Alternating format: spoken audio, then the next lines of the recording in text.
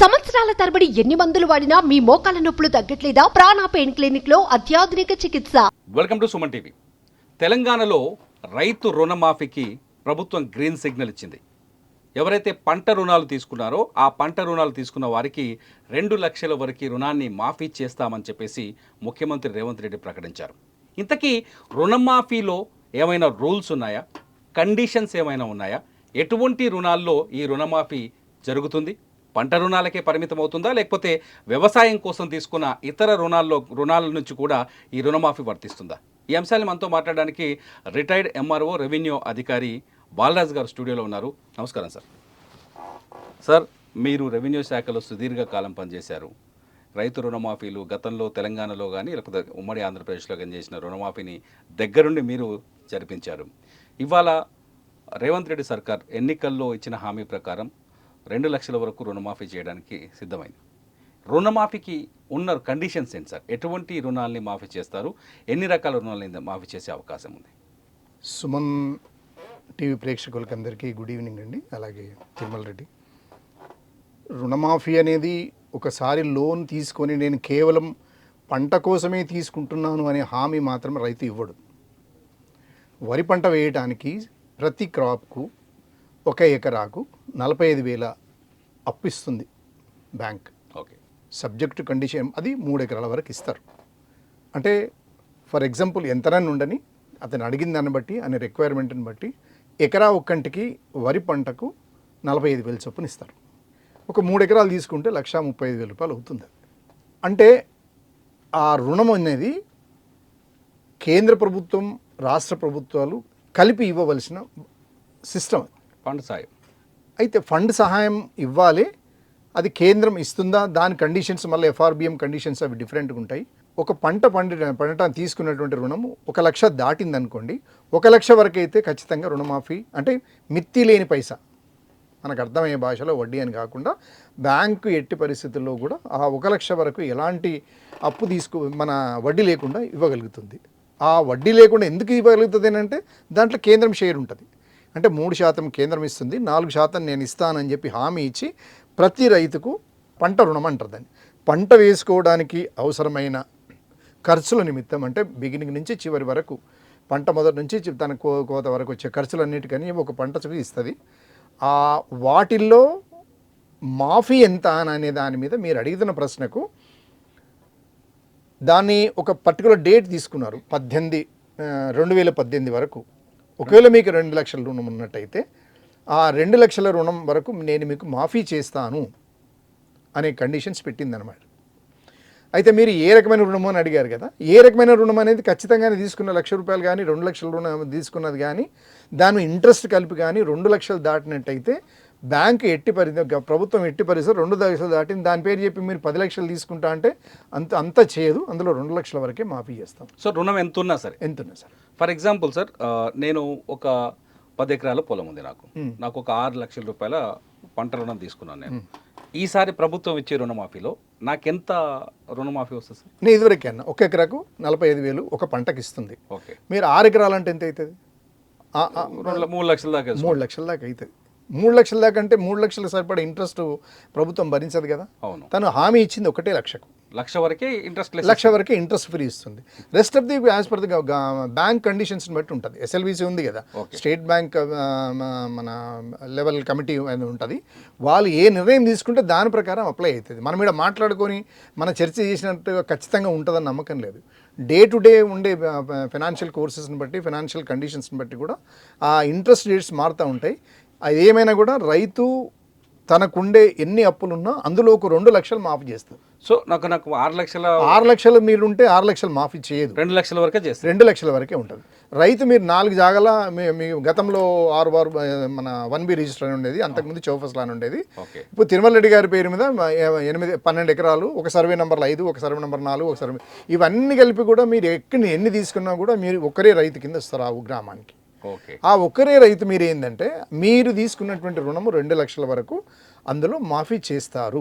అంతవరకు 4 సర్వే నెంబర్ల మీద తీసుకున్నప్పటికీ కూడా ఒకటే ఖాతా కదా మీది, ఒకటే ఖాతా అవుతుంది. ఓకే. 6 సర్వే నెంబర్లు 12 ఎకరాలు కలిపి తిరుమల రెడ్డి సన్ ఆఫ్ నాయన పేరు చెప్పు, ఎల్లారెడ్డి తిరుమల రెడ్డి సన్ ఆఫ్ ఎల్లారెడ్డి నోముల గ్రామం మీద 2 లక్షల మాఫీ అవుతుంది.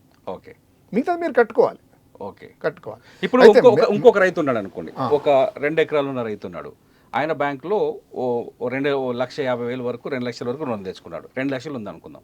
2 లక్షలకి వడ్డీ మీరు అన్నట్టు ఒక మొదటి లక్షకి వడ్డీ ఉండదు, 2 లక్షకి వడ్డీ ఖచ్చితంగా ఉంటుంది. అదొక 20,000 అయింది. 2,20,000 మొత్తం రుణం ఉంది. అందులో ఎంత మాఫీ అవుతుంది? 2 లక్షలు మాఫీ అవుతుంది. 20,000 వడ్డీ కట్టాలి కదా. ఓకే, బ్యాంక్ సర్వైవ్ కావాలి కదా. బ్యాంక్ తను జనం నుంచి తీసుకొని తను జమ చేసుకొని మళ్ళీ జనాలకి ఇవ్వాలి కదా. ఓకే.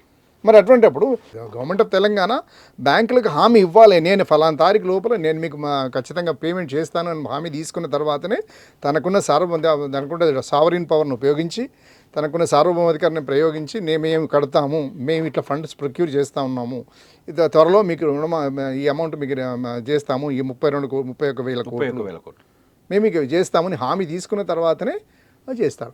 ఆ మాఫీ అయిన తర్వాతనే మళ్ళీ నెక్స్ట్ రుణానికి బ్యాంకర్స్ లోపలికి ఇక్కడ సింపుల్గా చెప్పాలంటే మొత్తం 2 లక్షలకు లోపు వడ్డీ కావచ్చు అసలు కావచ్చు 2 లక్షల లోపు ఉంటే వాళ్ళకు పూర్తి జీరో రుణం. జీరో వాళ్ళకి కొత్త రుణం వస్తే తప్ప పాత రుణం చెల్లించాల్సిన పని లేదు. ఎగ్జాక్ట్లీ. 2 లక్షలు దాటి 10,000, 5,000, 16,000, 20,000 ఉంటే ఆ ఎక్స్ట్రా అమౌంట్ అయితే పే చేయాలి. అందులో ఉంటుంది, ఖచ్చితంగా పే చేయాల్సిందే. ఈయన పే చేయకపోయినా అందులో ఉంటుంది, ఆటోమేటిక్గా ఉంటుంది, ఆటోమేటిక్గా రుణంగా మిగిలిపోయి ఉంటుంది. అంటే ఆ రోజు వరకు సరే నిన్నటి వరకు 2,18,000 ఉన్నదండి. ఓకే. ఈ 2 లక్షలు నువ్వు కట్టాల్సిన పని లేదు, ఈ 18,000 కట్టమని అంటాడు. కట్టకపోతే అది అట్లే జమ అయి ఉంటుంది, మళ్ళీ దానికి మితి పెరుగుతూనే ఉంటుంది మళ్ళీ. ఓకే. బ్యాంకు ఆటోమేటిక్గా ఈ రుణం కూడా డిసెంబర్ 2018 డిసెంబర్ 11వ తేదీ నుంచి 2023 డిసెంబర్ 9వ తేదీ వరకు తీసుకున్న వరకు మాత్రమే. సో ఈ లెక్కలు కూడా అంతవరకు వేస్తారు సార్. డిసెంబర్ 2023 డిసెంబర్ 9 వరకు డేట్స్ అనౌన్స్ చేశారు వాళ్ళు. దాని ప్రకారమే ఎట్టి పరిస్థితుల్లో అది ఎక్సిట్ కావడానికి లేదు. మళ్ళీ ఇవన్నీ కండిషన్స్ మళ్ళీ రిజర్వ్ బ్యాంక్ ఒప్పుకోవాలి, మళ్ళీ వీళ్ళు బ్యాంకర్స్ కమిటీ ఒప్పుకోవాలి. ఇవన్నీ ఒప్పుకున్న తర్వాతనే ముందుకెళ్తుంది. ఇక్కడ ఇంకొక క్వశ్చన్ ఉంది సార్. ఎన్నికల ప్రచారంలో వీళ్ళు ఏం చేశారంటే మీరు రుణాలు చెల్లించకండి, పంట రుణాలు చెల్లించాల్సిన అవసరం లేదు, మా ప్రభుత్వం వస్తుంది, మేము రుణాలని మాఫీ చేయబోతున్నాం 2 లక్షల రూపాయలు ప్రచారం చేశారు. ఈ ప్రచారం చేయడంతో ఒకటి గతంలో అనేక ప్రభుత్వాలు రుణమాఫీ హామీలు ఇస్తూ వచ్చాయి. కేసీఆర్ ప్రభుత్వం కూడా హామీ ఇచ్చి వచ్చింది. చాలామంది రైతులు ఏం చేశారంటే ఎలక్షన్స్ ముందు రాగానే టైంకి చెల్లించాల్సిన రుణాలని కూడా చెల్లించకుండా పెండింగ్లో పెట్టి వదిలేశారు. ఎగ్జాక్ట్లీ. సో అది 2023 డిసెంబర్ 9 వరకు కాకుండా ఆ తర్వాత కూడా ఎక్స్టెండ్ అయింది, వాటి వరకు కూడా ఎక్స్టెండ్ అవుతూ వచ్చింది. సో దీన్ని ఎలా కౌంట్ చేస్తారు? ఈ ఎక్స్టెన్షన్ కూడా రుణం కింద మిగిలిపోద్దా బ్యాంకులో? ఎట్లుండదండి, ఎలక్షన్ మేనిఫెస్టో కింద ఇస్తున్న ఎలక్షన్ హామీలు వేరు, ప్రాక్టికల్గా బ్యాంక్ ఖాతాలో జరిగే లెక్క వేరుగా ఉంటుంది. ఓకే. ఓకే. వాళ్ళు ఇచ్చే మాటలు ఎలక్షన్ మేనిఫెస్టో కింద చెప్తారు, అనౌన్స్మెంట్ కింద చెప్తారు. అపోజిషన్ లీడర్ హరీష్ రావు గారు రేపు ఎల్లుండి రాజీనామా అంటారు. అవన్నీ పొలిటికల్ స్టేట్మెంట్స్, అవి మనము బిలీవ్ చేయడానికి వీలు లేదు. ఓకే. వాళ్ళు ఏమైనా మాట్లాడతారు. నేను ఏది అరేబియా సముద్రం తీసుకొచ్చి మన హుస్సేన్ సాగర్లో కూడా కలుపుతామంటారు. అది ఎన్నికలామే మస్తుగా అంటారు. అసాధ్యమైన పనులు కూడా సాధ్యం చేస్తామని చెప్తారు, కానీ అవి కాదు. బ్యాంకు దానికి ఒక కండిషన్స్, రిజర్వ్ బ్యాంకు కొన్ని రూల్స్ ఇస్తుంది. అవన్నీ కండిషన్స్ ఆధారంగానే వాళ్ళు రుణమాఫీ ఉంటారు. గతంలో రుణం తీసుకొని రెన్యువల్ చేసుకునే వాళ్ళు చాలా మంది రైతులు ఉన్నారు. సో అది కూడా 2 లక్షల వరకే, అంతవరకు ఆ ఓవర్ వడ్డీని ఖచ్చితంగా కట్టాల్సింది. సార్ ఇక్కడ వచ్చిన తర్వాత నిన్న గవర్నమెంట్ మాట్లాడుతూ ఒక స్టేట్మెంట్ ఇచ్చింది. అది అంటే అధికారికంగా కాదు, పేపర్లో అయితే న్యూస్లో అయితే బయటకు వచ్చింది. ఏముంది, అగ్రిగోల్డ్ రుణాలు కూడా ఇస్తాము, డెవలప్మెంట్ రుణాల గురించి రాయలేదు. కానీ సాధారణంగా రైతు 3 రకాల రుణాలు తీసుకుంటారు సార్. ఒకటి పంట రుణం, ప్రతి ఏడాది పంట కోసం చెల్లించే రుణం. రెండోది వచ్చి భూమి అభివృద్ధి కోసం, అంటే పంట పొలం కోసం దాన్ని డెవలప్మెంట్ చేయడం కోసం డెవలప్మెంట్ రుణం. మూడోది వచ్చేసి ఇంట్లో ఉన్న బంగారం తీసుకెళ్ళి ఏదో అవసరం కోసం పెడతాడు, అది కూడా గ్రామీణ బ్యాంకుల్లోనే పెడతారు. సో ఇప్పుడు వచ్చే ఈ రుణమాఫీలో ఈ 3 రుణాలకు వర్తిస్తుందా, వర్తించదా? చూడండి, గ్రామీణ బ్యాంకులు ఏవైనా కూడా రిజర్వ్ బ్యాంక్ కండిషన్స్కి లోబడే ఉండాలి. ఓకే. అయితే ఇవి కొన్ని స్టేట్ గవర్నమెంట్ బ్యాంక్స్ ఎట్లా ఉంటే రకరకాల గ్రామీణ బ్యాంక్స్ ఇమ్మీడియట్గా క్లిక్ కావట్లేదు, అన్ని బోర్డైన గ్రామీణ బ్యాంక్స్ ఉన్నాయి. అంటే ఆ ప్రజలకు అందుబాటులో ఉండే బ్యాంక్ ఇవేమో టోటల్గా నేషనలైజ్ బ్యాంక్స్ దగ్గరికి అంత ఈజీగా పోయి మనం తీసుకోలేము.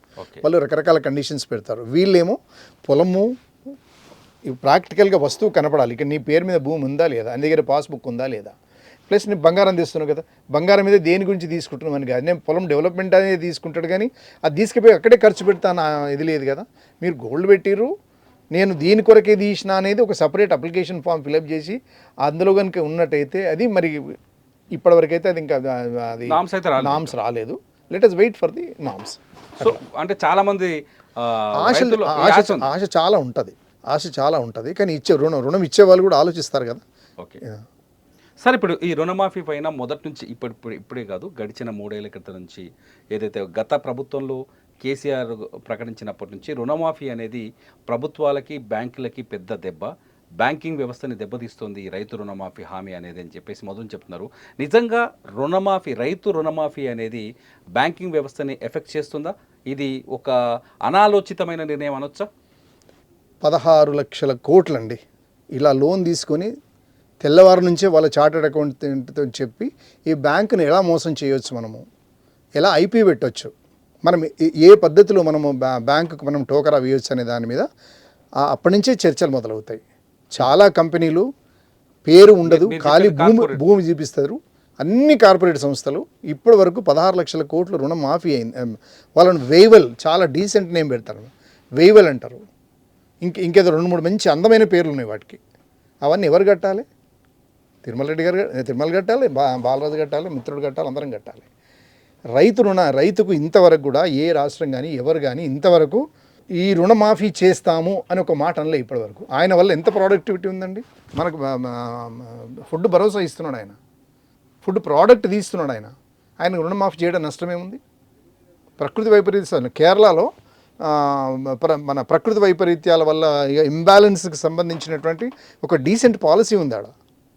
రైతు కనుక నష్టపోతే ఏం చేయాలనే దాని మీద ఒక కార్పొరేటివ్ ఏర్పాటు చేసి దాంట్లకు ఒక రీజనబుల్ అష్యూరెన్సెస్ ఇస్తున్నది ప్రతి రైతుకు.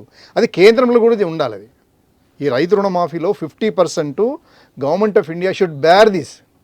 వి must proud enough as announced by the government of Telangana. ఈ రుణమాఫీ కొరకు ఏదైతే చెప్పిందో మనం గర్వంగా తీసుకోవాలి, అమలయ్యేటట్టుగా మనం వెంటబడాలి. At the same time more than 50% కేంద్ర దగ్గర చాలా చాలా చాలా డబ్బు ఉన్నది, చాలా డబ్బు ఉన్నది. వాళ్ళు మనకి ఇవ్వాలి. ఆ ఫెడరల్ స్ట్రక్చర్ అనేది దెబ్బ తీసుకుంటూ అపోజిషన్ గవర్నమెంట్లో నష్టం చేయాలనే ఉద్దేశంతో ఉన్నాయి అవి. అది కరెక్ట్ కాదు. ఎవరైతే నిజంగానే జెన్యూన్ పర్సన్స్ ఉన్నారో వాళ్ళు ఒక పాలసీ డెసిషన్ తీసుకుంది గవర్నమెంట్ ఆఫ్ తెలంగాణ. ఈ పైసలన్నీ వీళ్ళు తీసుకోరు కదా, జనాలకే పోతాయి కదా, జనాల డబ్బే కదా మీకు వచ్చింది కేంద్రానికి కూడా. వీళ్ళు ఇస్తే నష్టమే ఉంది. కానీ రుణమాఫీ చేయటం వల్ల, రుణమాఫీలతోటి రైతు ఆర్థిక పురోగతి మారుతుందా? ఆర్థిక పరిస్థితి మారుతుందా? అప్పటికప్పుడు ధనవంతుడు కాడండి ఆయన. ఇప్పుడు రైతు ఆత్మహత్యలు ఎందుకు అవుతున్నాయి? ఇప్పుడు ఇంతకుముందు మీరు అడిగారు కదా, బంగారం కుదువెట్టడం, గోల్డ్ లోన్ అది అన్నారు కదా, మీరు ఇంగ్లీష్లో అన్నాను. బంగారం కుదువెట్టి, ఎండు కుదువెట్టి, పట్టగొలుసు కుదువెట్టి, చౌకమ్మలు, ముక్కు పోగులని గిరివి పెట్టి అన్నీ ఎంతున్నా కూడా గ్రామీణ బ్యాంక్ దగ్గర పెట్టితే వాళ్ళు అప్పటికప్పుడు చూసి ఈ ఫలానా నారాయణ, ఫలానా పెంటారెడ్డి, ఫలానా వెంకటేశం వీళ్ళందరూ నాకు తెలుసు కాబట్టి అవి తీసుకొని తొందర ప్రాసెస్ చేసే పంట కోసమని 50,000 రూపాయలు ఇస్తాడు, మళ్ళీ కట్టుకుంటాడు అది. కానీ ఇప్పుడు ఇది కేంద్రం ఏం చేస్తుంది? తన దగ్గర డబ్బులన్నీ పెట్టుకొని మనకి ఇవ్వాలి కదా ఇవన్నీ. ఇప్పుడు ఈ కౌలు రైతు, నేను పాయింట్కి వస్తున్నా, అసలు నేను మళ్ళీ షిఫ్ట్ అయినా. అయితే ఇప్పుడు ఈ కౌలు రైతు ఇమీడియట్గా ఎవరు ఇస్తారు? ఆయనకు ఎవరు ఇచ్చే పరిస్థితి ఉండదు. మళ్ళీ అదే మైక్రో ఫైనాన్స్ పోయి అప్పులు చేసి చావాల్సి వస్తుంది. అటు పోకుండా కోసం ఇవన్నీ గిరిపెట్టి అప్పటికప్పుడు పంట పండించుకుంటాడు కౌలు రైతు. అంటే ఇప్పుడు ఈ రుణమాఫీ చేయడం వల్ల కొంత భరోసానే దొరుకుతుంది కదా. అమ్మ నా 2,60,000 ఉన్నాయి, 60,000 ఉంటే ఉండని, 2 లక్షల భయం అయితే పోతుంది కదా. 1 లక్ష, ఇప్పుడు 1,60,000 2 లక్షల లోపల వాళ్ళంతా కూడా కొంచెం రిలీఫ్ వస్తుంది కదా. అంటే వాళ్ళు మన మనుషులు గారా? వాళ్ళు కూడా మేము ఓటర్లే కదా, మీకు కూడా ఓటు వేసారు కదా, కేంద్రానికి కూడా ఓటు వేసారు కదా కొంతమంది. మరి వాళ్ళకన్నా మాఫీ చేయండి. మీరు కేవలం బీజేపీకి ఓటేసిన వాళ్ళకన్నా మాఫీ చేయండి. అంటే ఈ రైతు రుణ మాఫీ అనేది కష్టపడి పనిచేసి నిజంగానే వాళ్ళు కష్టపడితేనే కదా మనం హైదరాబాద్ నుండి భోజనం చేస్తున్నాం.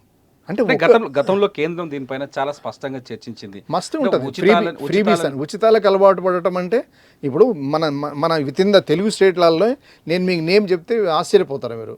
ఒకరికి 10,000 కోట్లు, 20,000 కోట్లు, 45,000 కోట్లు, 32,000 కోట్లు రూరల్ తీసుకున్నారు, సైలెంట్ అయ్యారు, చేతులు ఎత్తేసారు.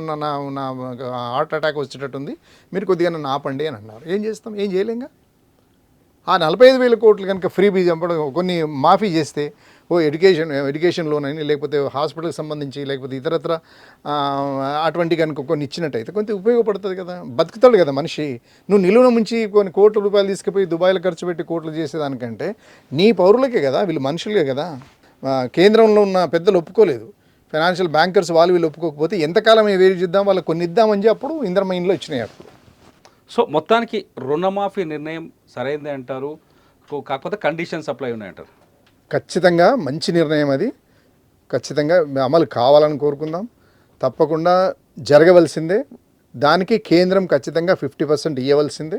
అది కేంద్రం బాధ్యత. మనం అందరం కేంద్ర ప్రభుత్వం honourable prime minister of Narendra Modi సమక్షంలో ఉన్నవాళ్ళం, మా నిర్మలా సీతారామన్ ఆధ్వర్యంలో ఉన్నవాళ్ళం. ఎట్ ద సేమ్ టైం మన ముఖ్యమంత్రి గారి ఆయన హామీ ఇచ్చిండు.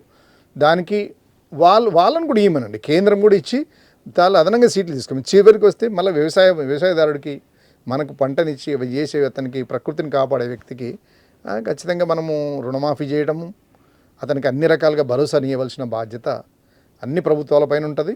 మనం పౌరులుగా హైదరాబాద్లో కూర్చొని ఇంకొకటి కొంచెం నిష్ఠుర సత్యం ఏంటంటే, ఈ రుణమాఫీ హైదరాబాద్లో ఉన్న వాళ్ళు కూడా దాదాపు ఒక 11-12 లక్షల మంది రైతులు ఇక్కడే ఉండి పక్కనే బ్యాంకు లోన్ తీసుకొని ఇవాళ రుణమాఫీ కొరకు తిప్పలబడుతున్న వాళ్ళంతా అలాంటి వాళ్ళు వెతికమనాలి ప్రభుత్వాన్ని.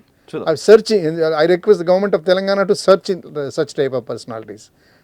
అలాంటి వాళ్ళని కూడా ఏరేసి నిజంగా కష్టపడే రైతుకు ఆ రుణమాఫీ ఇస్తే బాగుంటుంది అని మీ సుమన్ టీవీ ద్వారా నాకైతే మంచి ప్రోగ్రామ్ తీసుకున్నారు. I appreciate you. ఇంకేమన్నా? Thank you sir, thank you so much sir. రుణమాఫీ పైన స్పష్టమైన వివరణ ఇచ్చినందుకు. సుమన్ టీవీలో మీ పర్సనల్ అండ్ బిజినెస్ ప్రమోషన్స్ కోసం కింది నెంబర్కి కాంటాక్ట్ చేయండి.